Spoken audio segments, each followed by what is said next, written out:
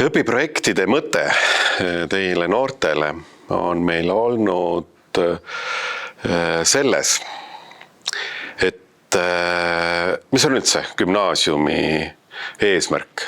Me valmistame teid ju tuleviku jaoks ette, milliseid tegevusi, millist elu te peaksite elama, kui te siit gümnaasiumist edasi lähete ülikooli, kui te hakkate tööl käima, siis te valdavas osas ilmselt elate projektipõhist elu. Te teete projekte.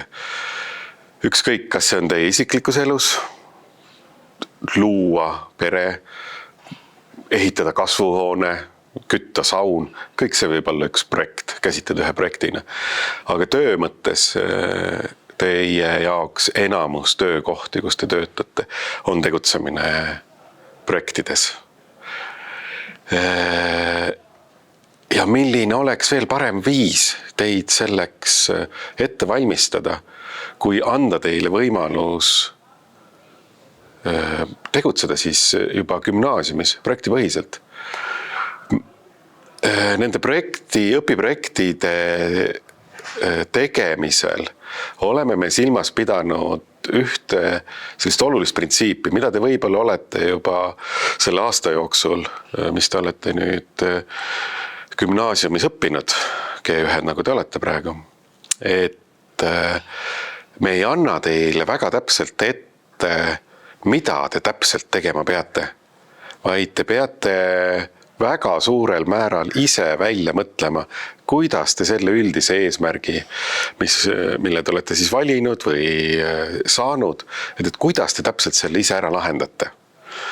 Ja me ise hindame, et tegelikult see võikski olla päris hea õppimise viis, et on ette antud siht ja suund, et umbes midagi säänast, määnast peaks teie projekti tulemusena valmima ja teie ise leiate, kuidas te seda teete.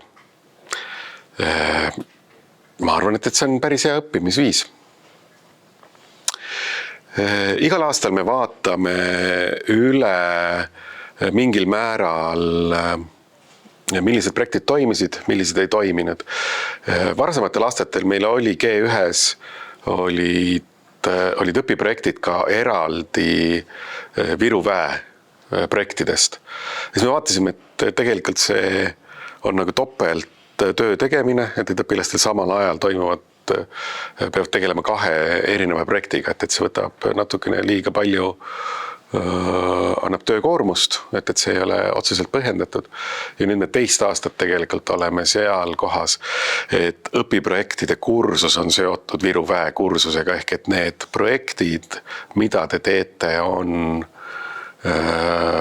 Viru Väe kursuse raames tehtavad projektid ka, et nii-öelda 2 ühes, et vähendada teie töökoormust ja võib-olla selle läbi on need projektid ka sisukamad, tulemuslikumad, et teie koormus ei ole olnud nii suur. Need kõik on seotud Viru Väega. Et kõikide nende projektide raames käsitletakse mingisuguseid aspekte väga erinevatel viisidel, mis puudutab Virumaad.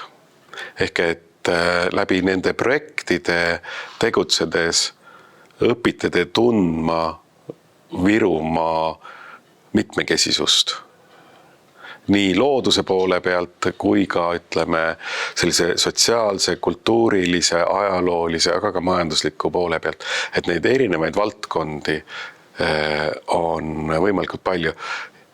Ja selles kokku kujunebki Viru Vägi, mida vägevat, mida ägedat Virumaal leida on, mis sageli võib jääda ka silmale nähtamatuks põgusal pealevaatamisel, aga süvitsi sellesse minnes saame avastada väga-väga palju vägevaid asju.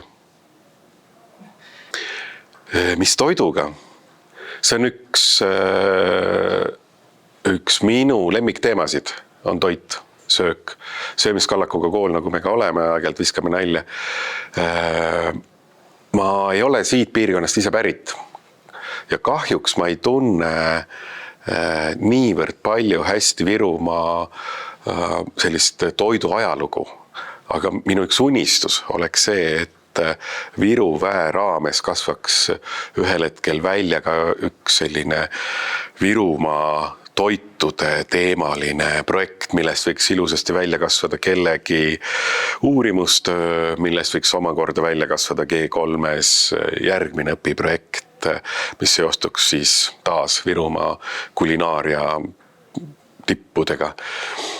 Aga võib-olla kui võtta, millest ma siin natukene puudust olen tundnud, et me oleme, Virumaa on ju ikkagi mereäärne kant ka, et mõni hea räimeroog võiks olla see, mis seostuks Virumaaga ka.